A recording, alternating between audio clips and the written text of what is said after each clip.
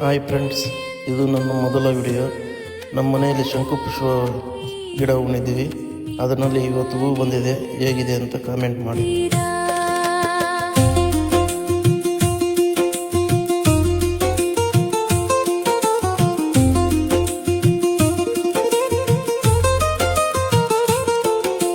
ಬೆಟ್ಟದ ಸಾಲುಗಳಲ್ಲಿ ಮಂಜಿನ ಸಿಂಚನ, ನದಿಗಳ ಹರಿವಿನಲ್ಲಿ ಹಕ್ಕಿಗಳ ಕಲರವ.